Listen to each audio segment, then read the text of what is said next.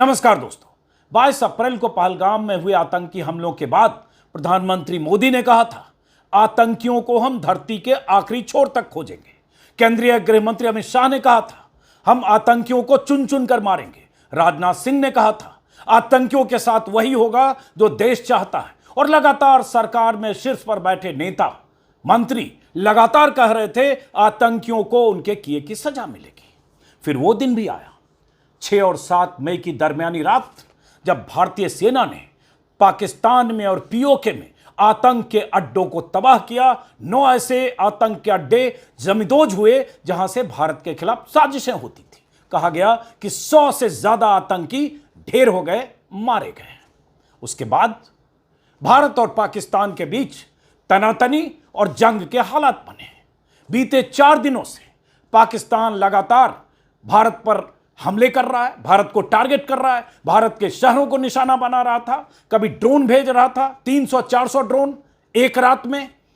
कल खबर आई कि लड़ाकू विमान से भी हमले हुए, खबर आई हाई स्पीड मिसाइल से भी हमले हुए, खबर आई कि जम्मू और श्रीनगर समेत अलग अलग राज्यों की सीमावर्ती इलाकों में पाकिस्तान ने भारतीय इलाके में जबरदस्त ड्रोन से और मिसाइल से हमले किए। भारतीय सेना लगातार जवाब दे रही थी। भारतीय सेना की तरफ से भी खबरें आ रही थी, भारत सरकार की तरफ से, रक्षा मंत्रालय की तरफ से, कि पाकिस्तान में कहां कहां नुकसान पहुंचाया गया और किस तरह से भारतीय सेना ने जवाबी कार्रवाई में पाकिस्तान को क्या क्या कहां कहां नुकसान पहुंचाया। लेकिन आज जब जंग के हालात थे, जब तनातनी थी बॉर्डर पर, जब पूरा देश इंतजार कर रहा था कि यह जंग कहां जाकर रुकेगी, तब अचानक खबर आई अमेरिका से, हजारों किलोमीटर दूर से, अमेरिकी राष्ट्रपति की तरफ से, ट्रंप की तरफ से, कि दोनों देशों के बीच मैं घोषणा करता हूं कि सीज फायर हो रही है और दोनों देश इसके लिए तैयार हो गए। खबर आई अमेरिका से और उसके बाद दनादन विदेश सचिव, विदेश मंत्री, पाकिस्तान के डिप्टी पीएम और अलग अलग महकमों की तरफ से खबर आने लगी कि सीज फायर पर दोनों देशों के बीच सहमति बन गई है। तो मैं कुछ क्रोनोलॉजी के जरिए दिखाते हुए, बताते हुए, कुछ ट्वीट्स के जरिए कुछ सवाल पूछना चाहता हूं। वो सवाल जो गौर से सुनेंगे तो लगेगा आपके जहन में भी पैदा हो रहे होंगे। वो सवाल जो सोशल मीडिया पर उठने लगे हैं और कल से तेजी से उठेंगे। और जैसा कि मैंने कहा कि चूंकि अब सीज फायर का ऐलान हो गया है, जब जंग के हालात थे, जब भारतीय सेना पाकिस्तान की सेना को या पाकिस्तान में बैठे दुश्मनों को मुंह तोड़ जवाब दे रही थी, जब भारतीय सेना अपनी सरहदों की हिफाजत करते हुए पाकिस्तान के नापाक मंसूबों को ध्वस्त करने के लिए लगातार अपने पराक्रम के साथ जवाब दे रही थी, तब हम जैसे पत्रकारों की ड्यूटी थी, फर्ज बनता था कि देश के साथ खड़े हों, सरकार के साथ खड़े हों, सेना के साथ खड़े हों और एकजुट होकर पूरा देश सेना पर भरोसा करते हुए, सरकार पर भरोसा करते हुए देश के साथ हो, क्योंकि लड़ाई दुश्मनों से थी। लेकिन चूंकि अब सीज फायर हो गया है तो हमारा सीज फायर खत्म हुआ।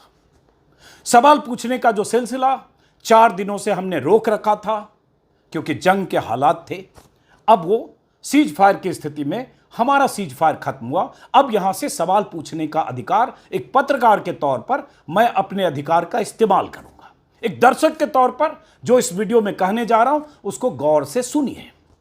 सोचिए कि सीज फायर का ऐलान अगर अमेरिकी राष्ट्रपति करते हैं तो उसका मतलब क्या है।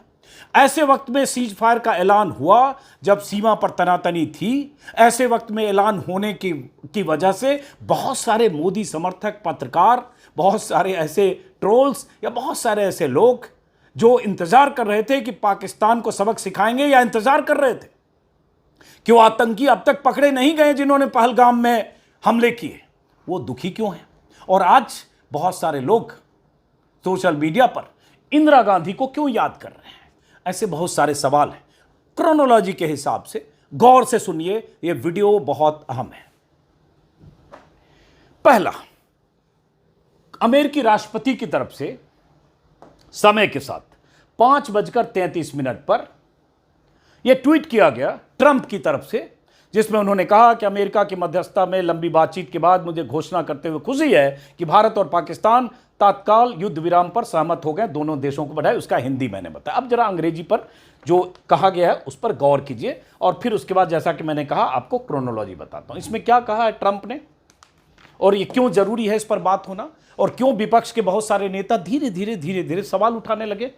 इस ट्वीट में ट्रंप ने कहा कि after a long night of talks mediated by the United States, I am pleased to announce, गौर कीजिएगा, I am pleased to announce that India and Pakistan have agreed to a full and immediate ceasefire.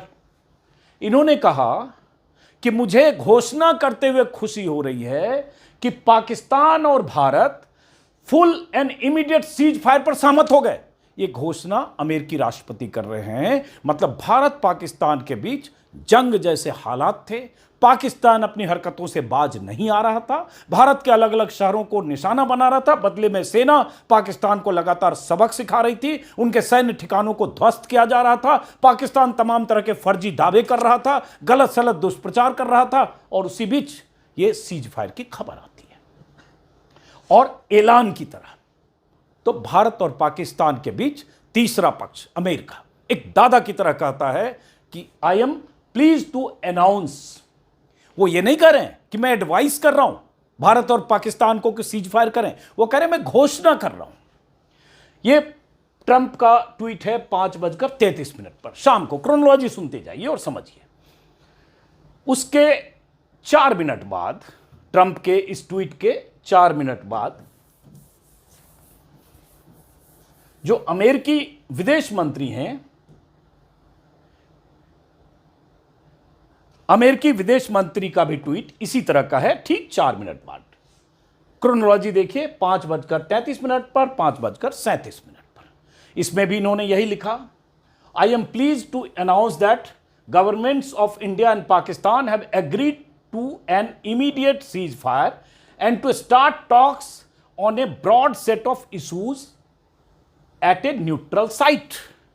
मतलब अमेरिकी विदेश मंत्री Twitter पर लिख रहे हैं कि मुझे खुशी हो रही है कि मैं ये घोषणा कर रहा हूं कि दोनों देशों के, भारत और पाकिस्तान की सरकारें इमीडिएट सीज फायर के लिए सहमत हो गई हैं और बातचीत एक ब्रॉड सेट ऑफ इशूज के साथ न्यूट्रल साइट पर करेंगे। मतलब अमेरिका ने भारत और पाकिस्तान के बीच सीज फायर की घोषणा भी की और यह भी की कि दोनों देश किसी न्यूट्रल जगह पर या तमाम इशू को लेकर बातचीत करेंगे। मतलब यह भी अमेरिका ने मध्यस्थता की।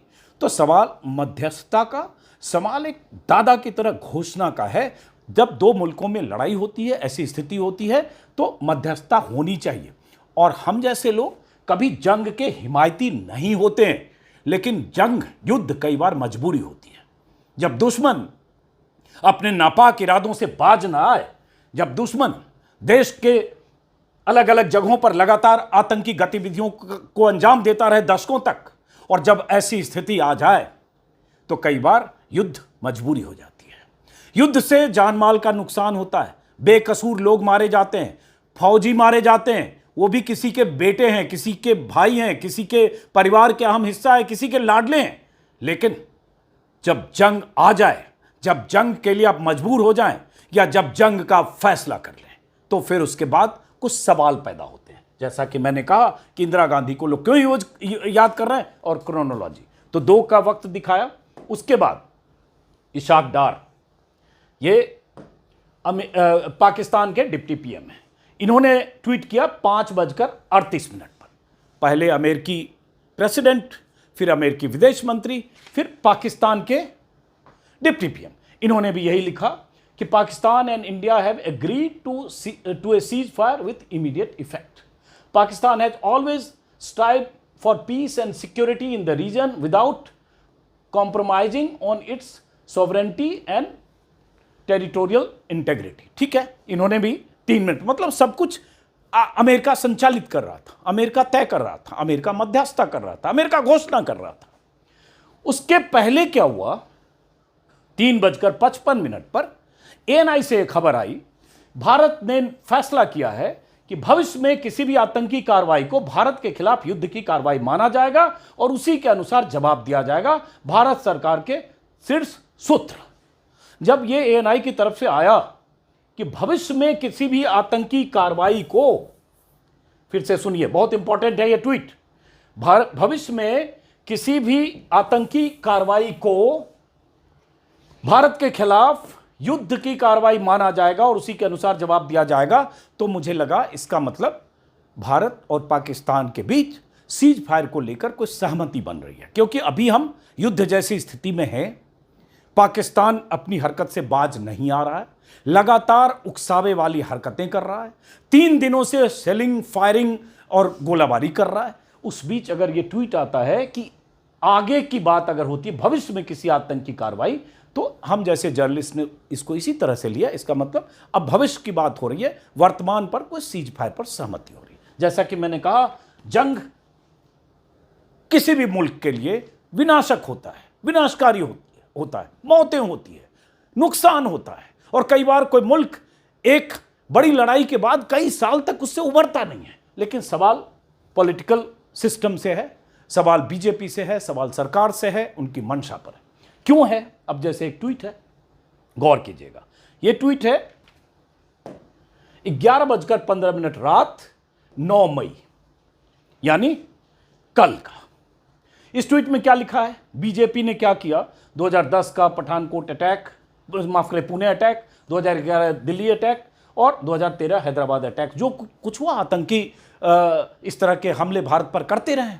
मुंबई अटैक उससे पहले संसद पर हमला। तो बीजेपी ने ट्वीट किया, the message to the enemies is loud and clear, don't mess with us. दुश्मनों को लाउड एंड क्लियर मैसेज है कि हमसे उलझो मत। आगे क्या लाइन है? Unlike the UPA regime's passivity, new India has no patience for futile peace talks. मतलब यूपीए की तरह स्थिति आज नहीं है, नया भारत के पास इतना पेशेंस नहीं है कि इस तरह का फ्यूटाइल पीस टॉक्स करें, मतलब इस तरह की शांति वार्ता करें। ये इतना धैर्य नए भारत को नहीं है, जो बीजेपी के हिसाब से जाहिर है मोदी जी का भारत है। तो 11 बजे रात को बीजेपी की तरफ से official Twitter handle BJP for India से ये ट्वीट होता है कल, और आज सीज फायर होता है, अमेरिका से ऐलान होता है। आगे देखिए, इसका क्रोनोलॉजी चूंकि बताया कि क्या हुआ। 5:33 ट्रंप का ट्वीट, 5:38 इशाक डार का ट्वीट, उससे पहले अमेरिकी विदेश मंत्री का ट्वीट, उसके बाद मार्को रूबियो का 5:37 पर, जो मैंने पहले दिखाया। भारतीय विदेश सचिव विक्रम मिस्री, माफ करें हमारे सहयोगियों ने मिस्त्री लिख दिया, विक्रम मिस्री हैं, तो विक्रम मिस्री, इनकी प्रेस कॉन्फ्रेंस होती है, मीडिया के सामने आते हैं 5:55 पर, और विक्रम मिस्री पिछले 3 दिनों से रोज अपडेट कर रहे हैं जो कुछ हो रहा। विक्रम मिस्री ने कहा कि आज डीजीएमओ ने दोपहर 3:35 पर बात की। डीजीएमओ होता है दोनों देश के डायरेक्टर जनरल मिलिट्री ऑपरेशंस, दोनों ने बात की और सहमति बनी कि दोनों देश आज शाम 5 बजे से जमीन, हवा और समुद्र के में सभी तरह की सैन्य कार्रवाई को रोक देंगे। इस फैसले को लागू करने के लिए निर्देश गए हैं। दोनों पक्ष 12 मई दोपहर 12 बजे फिर बात करेंगे।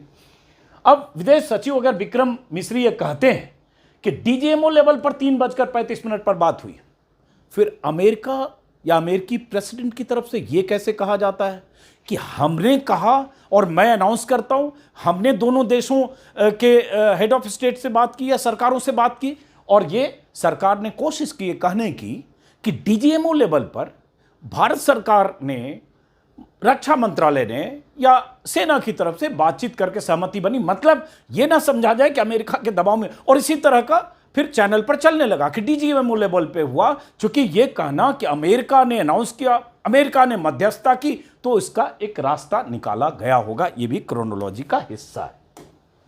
एस जयशंकर का ट्वीट 6:10 पर, जब यह सब हो गया, विदेश सचिव ने आकर कह दिया, तब एस जयशंकर का ट्वीट आया 6:10 पर, जिसका हिंदी तर्जुमा यही है, भारत और पाकिस्तान के बीच आज गोलाबारी और सैन्य कार्रवाई रोकने पर सहमति बनी है। भारत ने हमेशा आतंकवाद के लिए अडिग रुख अपनाए रखा है, भारत ये हमेशा जारी रखेगा। ये इनका ट्वीट है विदेश मंत्री का, मतलब अमेरिका की राष्ट्रपति का ट्वीट, फिर से रिपीट कर रहा हूं, 5:33 पर अमेरिकी विदेश मंत्री का ट्वीट, 5:37 पर विदेश सचिव का प्रेस कॉन्फ्रेंस, 5:55 पर, और उससे पहले पाकिस्तान के डिप्टी पीएम का ट्वीट सीज फायर का 6:10 पर विदेश सचिव का ट्वीट। तो आप इस सब क्रोनोलॉजी को समझिए। अब सवाल क्यों पूछ रहा हूं और क्यों लग रहा है, मुझे कोई एतराज नहीं है।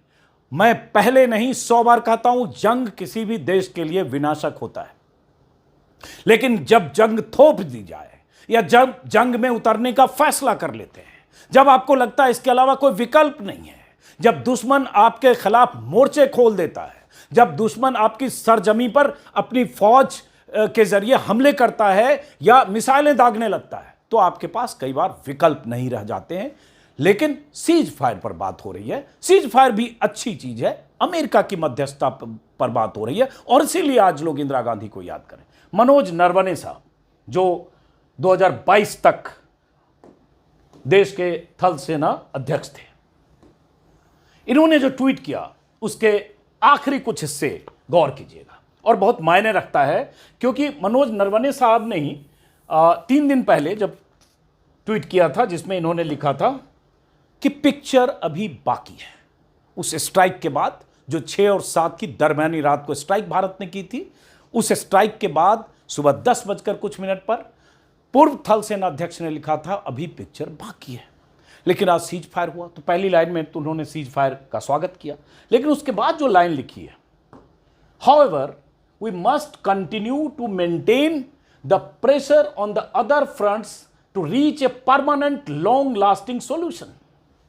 हमें इस मामले में लॉन्ग लास्टिंग सॉल्यूशन चाहिए, इसके लिए प्रेशर बनाए रखना जरूरी है। आखिरी लाइन पढ़िए, आखिरी उन्होंने लिखा we can not keep having an incident based response and losing lives to terror strikes. हम किसी इंसिडेंट बेस्ड रेस्पॉन्स करते नहीं रह सकते और उसमें आतंकी हमलों में जान गंवा जो रहे हैं हमारे लोग या जाने जा रही है, वो हम नहीं देख सकते। एक इंसिडेंट हुआ, आपने स्ट्राइक किया, लेकिन सवाल उठता परमानेंट सॉल्यूशन क्या है? क्या पाकिस्तान इसके बाद या पाकिस्तान की सरजमी से इसके बाद भारत के खिलाफ साजिशें नहीं होगी, आतंकी हमले नहीं होंगे? आशय यही है। दिस इज स्ट्राइक 3, ये स्ट्राइक 3 है, no more chances in future. ये स्ट्राइक 3 है, इसके बाद कोई मौका नहीं मिलेगा। ये पूर्व थल सेना अध्यक्ष कह रहे हैं। परमानेंट सॉल्यूशन की बात स्ट्राइक 3 है, ये बार बार आप नहीं कर सकते, मौका नहीं मिलेगा। अब इसका विश्लेषण जो उन्होंने कह दिया, आप अपना दिमाग लगाइए। अब इंदिरा गांधी की भी बात, सीज फायर का ऐलान, जैसा कि मैंने कहा उसी कॉन्टिन्यूटी में जो तीनों सेनाओं के अधिकारी आए, सैन्य अधिकारी, और इन दोनों को तो आप लगातार देख ही रहे हैं, कमोडोर हैं रघु नायर और सोफिया कुरैशी और विंग कमांडर व्योमिका सिंह, इन्हें आप लगातार टेलीविजन चैनल पर 3 दिनों से देख रहे हैं, क्योंकि इन्हीं की तरफ से ब्रीफिंग होती है। इन्होंने प्रेस कॉन्फ्रेंस में कुछ अहम जानकारियां दी, उसके बाद अभी आएंगे कि इंदिरा गांधी को लोग क्यों याद कर रहे हैं। माफ करिए, के बारे में अवगत कराऊंगी। पहला, पाकिस्तान ने यह क्लेम किया कि उसने अपने JF-17 से हमारे S-400 व ब्रह्मोस मिसाइल बेस को नुकसान पहुंचाया, जो कि बिल्कुल गलत है। दूसरा, उसका यह भी मिस इन्फॉर्मेशन कैंपेन था कि हमारी एयरफील्ड्स जो कि सिरसा, जम्मू, पठानकोट, बठिंडा, नलिया और भुज में है, ये उसका मिस इन्फॉर्मेशन भी बहुत गलत है। तीसरा, पाकिस्तान के मिस इन्फॉर्मेशन कैंपेन के मुताबिक हमारे एम्यूनिशन डम्प्स जो चंडीगढ़ और बियास में है उसका डैमेज हुआ, यह भी बिल्कुल गलत है। हमने आपको मॉर्निंग ब्रीफिंग में बताया था विद फैक्ट्स एंड फिगर के साथ कि ये सारी चीज़ें बिल्कुल सही सलामत हैं। दरअसल अब मैं आपको बताना चाहती हूँ कि पाकिस्तान की प्रेस कॉन्फ्रेंस कर्नल कुरैशी ने और विंग कमांडर व्योमिका सिंह ने, उन्होंने खंडन किया को सब सुरक्षित है, पाकिस्तान बकवास कर रहा है, फर्जी बातें कर रहा है, बेसलेस बातें कर रहा है। ये उन्होंने सफाई दी। इसी तरह की बातें की जो कुछ हाइलाइट्स है, पाकिस्तान के कई एयरबेस को नुकसान हुआ, कई बार अफवाह फैलाई, S-400 सिस्टम को नुकसान पहुंचाने वाली खबर गलत है, हमने किसी धार्मिक स्थल पर नुकसान नहीं पहुंचाया। उसके बाद दोनों देशों में सीज फायर पर सहमति बनी, ब्रह्मोस मिसाइल बेस को नुकसान पहुंचाने वाली खबर भी गलत है। ये सब उन्होंने बताया। अब उसके बाद इंदिरा गांधी की बात क्यों हो रही है?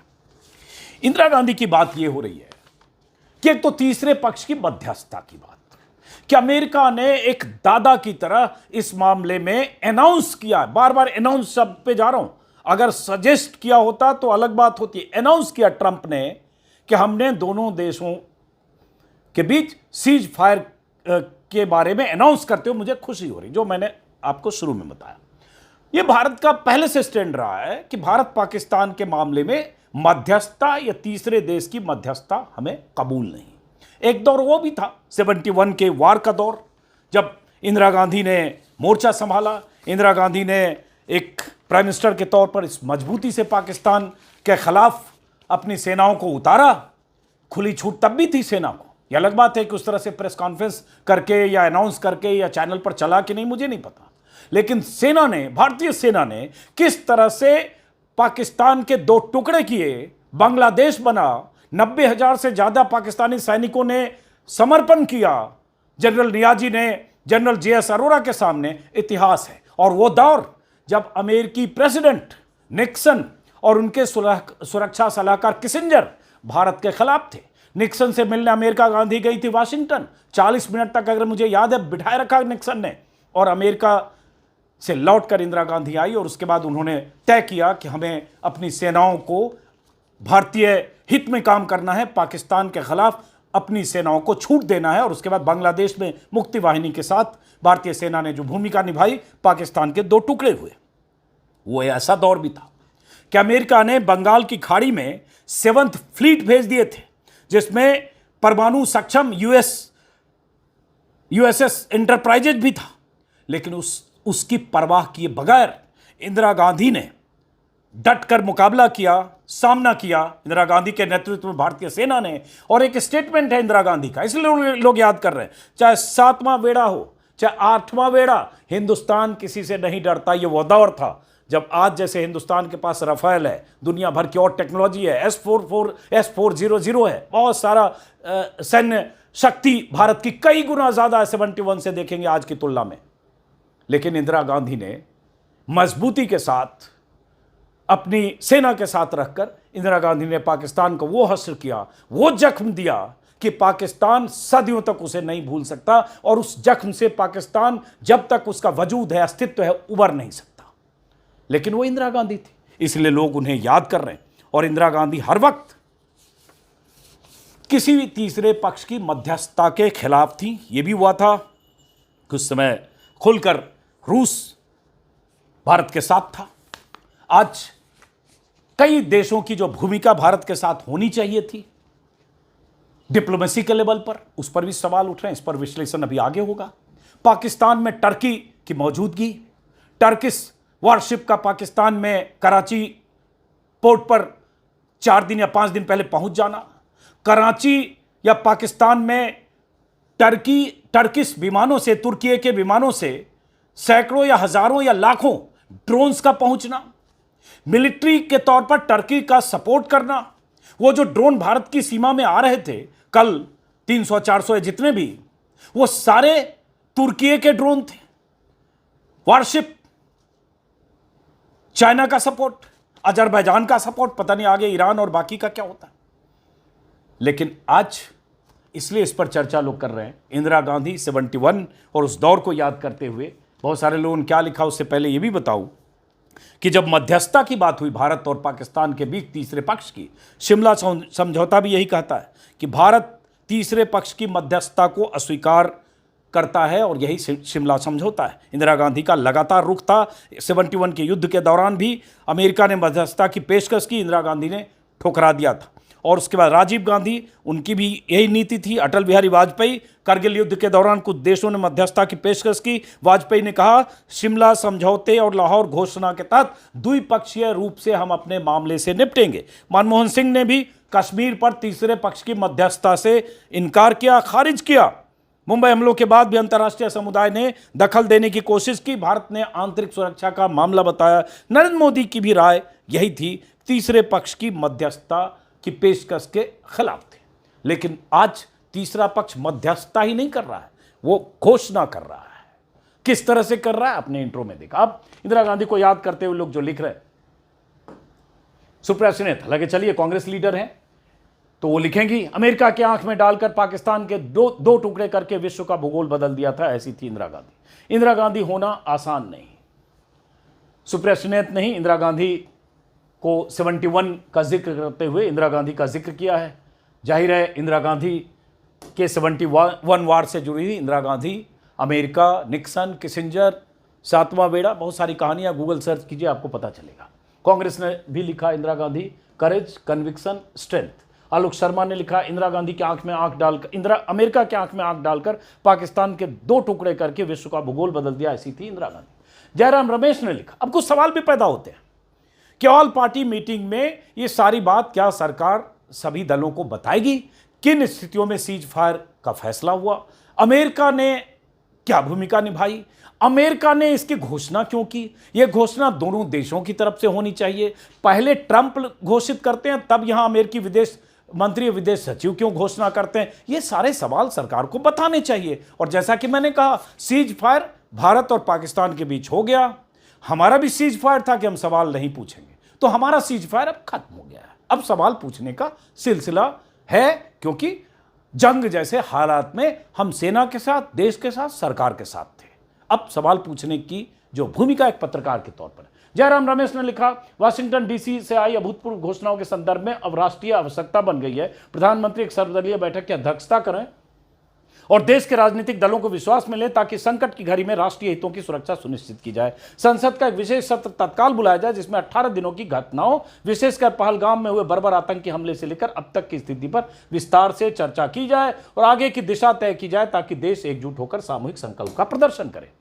श्रीनिवास वीवी हैं, यूथ कांग्रेस के प्रेसिडेंट हैं, उन्होंने लिखा, अमेरिका ने इंदिरा गांधी पर भी दबाव बनाया था, धमकी दी थी, चेतावनी दी, भारत ने कदम बढ़ाया, अंजाम भुगतने होंगे, लेकिन इंदिरा गांधी न रुकी, न झुकी, न डरी। उन्होंने पूरी दुनिया को दिखा दिया कि भारत की सरहदों को और सम्मान की रक्षा किसी अंतर्राष्ट्रीय दबाव से ऊपर है। नतीजा 71 में भारत पाकिस्तान के 2 टुकड़े करते हुए इंदिरा जी ने बांग्लादेश बना दिया। सुरेंद्र राजपूत हैं, थोड़ा पॉलिटिकल लिख रहे हैं, कुर्सी छोड़ो चाय बनाओ, मुझे लगता है चलिए उनकी राय। इंदिरा जी आप जैसा कोई नहीं, कहां आयरन लेडी, कहां सायरन मैन, हालांकि ये पॉलिटिकल स्टेटमेंट है। चलिए, अशोक गहलोत पूर्व मुख्यमंत्री राजस्थान, इंदिरा जी आज पूरा देश आपको याद कर रहा है। उसके बाद पवन खेरा जो कांग्रेस प्रवक्ता हैं, इन्होंने लिखा, इन्होंने कहा कि बहुत अप्रत्याशित है कि हमें अमेरिकी राष्ट्रपति से पता चला कि यह हो गया। भारत जो प्रश्न पूछना चाहता है केवल संसद के विशेष सत्र में पूछे जा सकते हैं। कांग्रेस एक विशेष सत्र की मांग करती, देश को जानने का हक है कि पिछले 5-7 दिनों में भारत ने क्या हासिल किया, क्या खोया। पहलगाम के पीड़ितों को जानने का हक है, उन्हें न्याय मिला या नहीं। वो 4 आतंकी मारे भी नहीं गए हैं, पकड़े भी नहीं गए, दबोचे भी नहीं गए, कहां हैं नहीं पता है अभी। हाँ, आतंक के बहुत सारे आका मारे गए, कुछ कमांडर मारे गए, 100 आतंकी मारे गए, आतंक के ठिकाने ध्वस्त हुए। वो 4 आतंकी अभी मारे और पकड़े नहीं गए। Cease fire. उसके बाद आरजेडी के मनोज झा ने लिखा, मेरा स्पष्ट मानना है कि हिंदुस्तान कभी युद्ध में नहीं घुसा, हम पर युद्ध थोपा गया, लेकिन जब लड़े तो बहादुरी से लड़े। मैं सिर्फ इतना कहूंगा, जंग नहीं चाहते ठीक, लेकिन संदेश गया था या नहीं, क्योंकि हमें आगे अपने नागरिकों की जान नहीं गंवानी। पूरा देश एकजुट है, संसद का विशेष सत्र बुलाया जाए, सेना के पराक्रम शौर्य की चर्चा के साथ एक साझा संदेश न सिर्फ पड़ोसी मुल्क बल्कि दुनिया को दिया जाए, ये होना चाहिए। अब उसके बाद क्या हुआ कि बहुत सारे ऐसे सरकार समर्थक, मोदी जी के समर्थक या मोदी जी के सिंपैथाइजर, उसमें पत्रकार भी हैं, बुद्धिजीवी भी हैं, जो लगातार पाकिस्तान को घर में घुसकर मारो, पाकिस्तान को सबक सिखाओ, पाकिस्तान के साथ ये कर दो, वो कर दो। चैनलों ने क्या किया वो आप जानते हो, वो भी आगे दिखाने वाला। तो अरविंद चोटिया साहब हैं, जर्नलिस्ट हैं, भास्कर के एडिटर हैं। इससे तो हमसे अच्छा तो इजराइल है, दुखी हैं बेचारे। फिर वही घोड़े वही मैदान होंगे। बीमारी जड़ से खत्म किए बगैर कोई सीज फायर स्वीकार्य नहीं हो सकता। सीज फायर इस वक्त देश की भावना के खिलाफ है साहब। अब दुखी मन है। अभी सीज फायर अमेरिका से। ये राकेश पाठक हैं, सीनियर जर्नलिस्ट हैं, यूट्यूब चैनल पर अक्सर शायद आप इन्हें देखते होंगे। इन्होंने आज लिखा, 7वां नहीं 70वां जहाजी बेड़ा भेज दीजिए, अब युद्ध नहीं रुकेगा, इंदिरा गांधी ने कहा था। और उसके बाद उसी इंदिरा गांधी का जिक्र किया कि किस तरह से युद्ध से पहले इंदिरा गांधी ने तमाम सैनिक छावनियों का दौरा किया था, सैनिकों से मिलकर हौसला अफजाई की थी। और उसके बाद प्रसंगवश आज अमेरिका ने अपनी तरफ से युद्ध विराम की घोषणा कर दी है। युद्ध भारत पाकिस्तान के बीच, युद्ध विराम सीज फायर की घोषणा दोनों देशों के बीच बातचीत के आधार पर जब लगती होनी चाहिए थी। अमेरिका कर रहा है, मध्यस्थता कर रहा है। तेजस्वी यादव ने लिखा, प्रधानमंत्री से आग्रह, संसद का विशेष सत्र बुलाकर पहलगाम की घटना से लेकर सीज फायर तक तिथिवार जानकारी देते हुए देश को भरोसे में लें। इसी तरह से उन्होंने लिखा, पप्पू यादव ने लिखा कि अमेरिका को बाप बनने नहीं दिया जाए, युद्ध विराम हो लेकिन भारत की शर्तों पर। अब आते हैं जरा मीडिया की भूमिका पर। कल मैंने इस पर बात नहीं की थी। देश का मीडिया, इसमें कोई शक नहीं कि युद्ध के हालात में, जंग की स्थिति में देश के साथ, सरकार के साथ, सेना के साथ खड़े रहना चाहिए। लेकिन परसों रात भर क्या हुआ? परसों रात भर चैनलों पर जिस तरह से खबरें चली, उन खबरों के झांसे में केंद्रीय मंत्री भी आ गए, देश की जनता आ गई और मजाक उड़ा पूरे दिन पूरी दुनिया में कि किस तरह से चैनलों ने पाकिस्तान पर हमला बोल दिया, इस्लामाबाद पर कब्जा कर लिया, लाहौर पर कब्जा कर लिया, पाकिस्तान के प्राइम मिनिस्टर बंकर में छिप गए, और तो और पाकिस्तानी आर्मी चीफ की गिरफ्तारी करवा दी। दनादन। मैं देख के हैरान था, हो क्या रहा है समझ में नहीं आ रहा था। मैं भी कुछ इनके स्क्रीनशॉट ट्विटर पर शेयर कर रहा था, लग रहा था बहुत बड़ी बात हो गई क्या। सुबह पता चला ऐसा कुछ हुआ नहीं। हाँ, भारतीय सेना ने जवाब दिया, मुंह तोड़ जवाब दिया, पाकिस्तान को डैमेज भी हुआ, लेकिन बंकर में छिपे शहबाज शरीफ, ये जी न्यूज था, ये परसों रात जो जी न्यूज चला रहा था, शहबाज शरीफ के घर के पास blast, Pakistani prime minister bunker में छिप गए थे। मुनीर को हिरासत में लिया गया, पाकिस्तानी आर्मी चीफ को हिरासत में लिया। देख के मैं चकरा रहा था देखते हुए, अरे हिरासत में लिया, कैसे हिरासत में लिया? वो तो बहुत पावरफुल आर्मी चीफ है, ऐसा क्या हो गया घंटे भर में? लेकिन ऐसा हुआ नहीं था। ये तो चैनल कल्पना के घोड़े दौड़ा रहे थे। रात में पता नहीं कौन सा सस्ता नशा करके ये हर चैनल पर ये खबर चल रही थी। मैं हैरान था। कुछ चैनल ने माफी भी मांगी कल। छोटे विमानों से भागने की तैयारी में यह खबर भी चल रही थी कि छोटे विमानों से, प्राइवेट विमानों से, इस्लामाबाद के हवाई अड्डे से पाकिस्तान के नेता मंत्री भागने की कोशिश कर रहे हैं। सोचिए जरा क्या सब चला। सस्ता नशा करके ये एंकर, ये चैनल, इसके एडिटर्स घंटों तक, 7-8-9 घंटे तक इस तरह की खबरें चलाते रहे कि मैं क्या बोलूं, चुल्लू भर पानी में डूबने लायक भी नहीं बचे।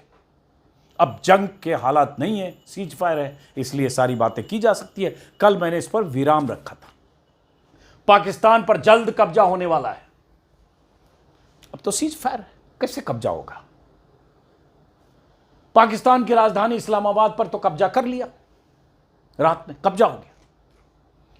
सेना पर बड़ा हमला भर के मोदी खुली छूट देते ही सेना ने उतारे टैंक, बिछाई लाशें, टैंक उतार दिए।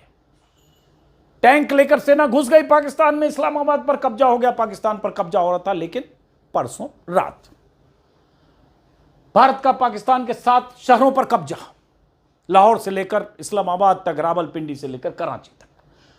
पाकिस्तान का सरेंडर, भारत का पीओके बॉर्डर पर सेना का एक्शन।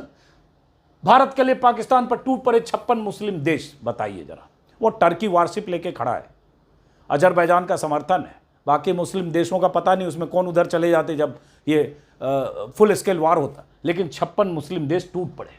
पाकिस्तान पर कब्जा हो गया। सेना ने बॉर्डर पर बिछाई लाशें। भारत के 100,000 किलो के बम से हिल गया पाकिस्तान। पाकिस्तान के कई शहरों पर कब्जा कर कराची नक्शे से गायब। जरा सोचिए यार, कराची नक्शे से गायब हो गया। और एंकर्स चिल्ला रहे थे, कुछ उसमें 1-2 पूर्व फौजी भी थे कथित, जो खुद को मेजर कहते हैं। कराची नक्शे से गायब हो गया। इस तरह की बातें चैनलों पर चली और ये मजाक का विषय बना। इतना मजाक का विषय बना कि सरकार को भी एडवाइजरी देनी पड़ी, मंत्रियों को भी कहना पड़ा कि इस तरह की बकवास न चलाएं और खबर को खबर की तरह चलाएं। चैनलों को माफी मांगनी पड़ी। पाकिस्तान की राजधानी इस्लामाबाद पर कब्जा। जी तो लग रहा था जैसे कब्जा करने के लिए सबसे आगे जी के एडिटर, एंकर वहीं पाकिस्तान इस्लामाबाद पहुंच गए थे टैंक पर बैठकर खुद ही। सारे चैनल्स पाकिस्तान पर फाइनल हमला, पाकिस्तान में घुसी भारतीय सेना, नौ भारत। तो बहरहाल ये तमाशा मीडिया की तरफ से हुआ, जो परसों रात का तमाशा था। अब बात वहीं समापन कि ऐलान अमेरिका ने क्यों किया। सीज फायर का ऐलान ट्रंप ने क्यों किया और इस भाषा के साथ क्यों किया कि ट्रंप ने अनाउंस किया, I am pleased to announce that India and Pakistan have agreed to full and immediate ceasefire. दादा है क्या अमेरिका? जिस मध्यस्थता को हम कबूल नहीं करते रहे हैं, उस मध्यस्थता को चौथे दिन जब पाकिस्तान अपनी हरकतों से बाज नहीं आ रहा था, आपने कबूल किया। सीज फायर होनी चाहिए। मैं कहता हूं, बार बार कहूंगा, जंग विनाशक होता है, चाहे इधर से लोग मरे चाहे उधर से लोग मरे। हमारे भी जम्मू में, जम्मू के सीमावर्ती इलाकों में 15 से ज्यादा मौतें हुई, शायद 20 हुई होगी। सेलिंग हो रही थी, लोगों के घरों पर उधर से गोलाबारी से उनके घर तबाह हो रहे थे, बच्चों की मौतें हुई, उनके परिवार आज भी बिलख रहे होंगे। हमारे फौजी मारे गए कुछ और कुछ मारे जाते, जंग हो की स्थिति में न जाने क्या होता। लेकिन उसका एक तरीका होता है, वक्त होता है और तरीका होता है। क्या यह तरीका सही था? अमेरिका की तरफ से घोषणा सही था? बस इन्हीं सवालों के साथ इस वीडियो को खत्म करता हूं। ये कहते हुए आखिर में, सीज फायर भारत और पाक के बीच जैसे हुआ, हमारा भी, उनका सीज फायर हुआ और हमारा सीज फायर खत्म हुआ। अब हम सवाल पूछने का जो सिलसिला 6 तारीख की शाम तक, आधी रात तक, उस भारतीय सेना के ऑपरेशन के पहले तक जो अधिकार हमारे पास था, उस अधिकार को 4 दिन के लिए हमने सस्पेंड कर दिया था खुद, क्योंकि लगा देश, सेना और सरकार के साथ रहना चाहिए हर वक्त में, कोई सवाल नहीं। अब फिर सवाल पूछने का सिलसिला शुरू होगा, तब तक जब तक लगेगा कि देश किसी ऐसे जंग के मैदान में हमारी सेना नहीं है। फिलहाल इस वीडियो को यहीं खत्म करते हैं। ठंडे दिमाग से सोचिएगा कुछ सवाल जो मैंने उठाए हैं। बहुत लोग गाली भी देने आएंगे, उनका भी स्वागत है। नमस्कार।